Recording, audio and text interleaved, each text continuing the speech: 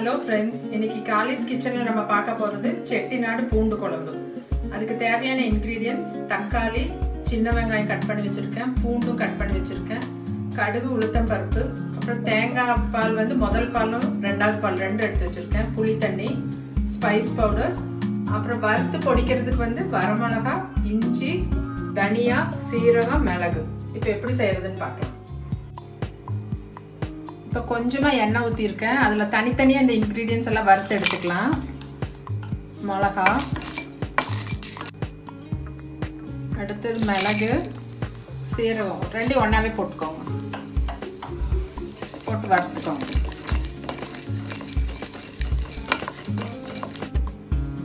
இப்போ இந்த முழு தனியாக போட்டுக்கோங்க.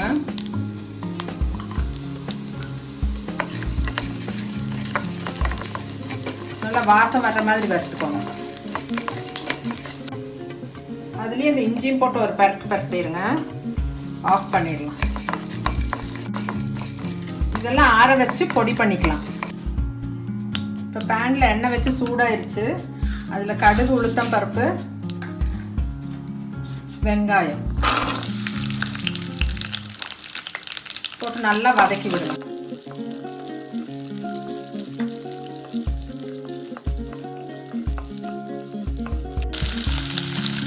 கொஞ்சம் வெங்காயம் வதங்கினோன்னு இந்த பூண்டையும் போட்டுருங்க. இது ரெண்டும் நல்லா கோல்டன் ப்ரௌனாக வரணும், அப்போ தான் நல்லாயிருக்கும், டேஸ்ட்டாக இருக்கும். கொஞ்சமாக உப்பு போட்டுருங்க இது வதங்கிறது.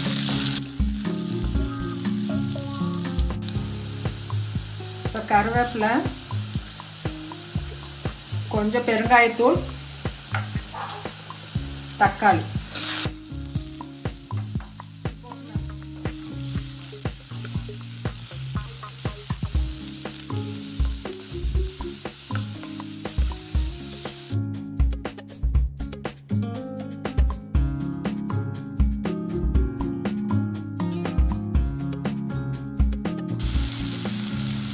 மிளகாத்தூள், மஞ்சத்தூள் போட்டுக்கோங்க.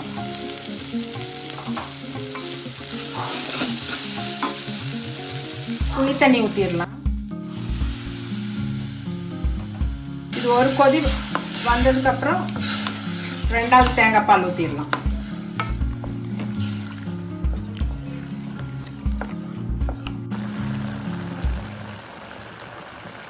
இப்போ ரெண்டாவது தேங்காய் பால் ஊற்றிடலாம். உப்பு போட்டுக்கோங்க.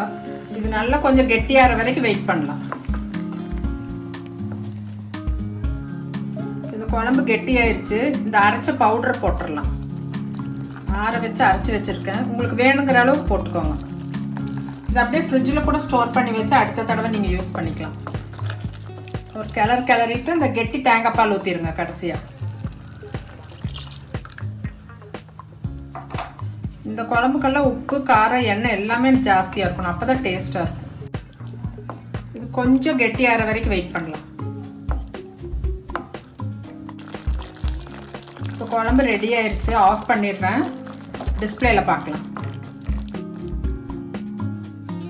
இப்போ செட்டிநாடு பூண்டு குழம்பு ரெடி ஆயிடுச்சு. உங்களுக்கெல்லாம் பிடிச்சிருக்குன்னு நினைக்கிறேன். லைக் பண்ணுங்கள், ஷேர் பண்ணுங்கள், கமெண்ட் பண்ணிக்கோங்க, சப்ஸ்கிரைப் பண்ணுங்கள். அடுத்த வீடியோவில் உங்களை மீட் பண்ணுறேன். தேங்க்யூ.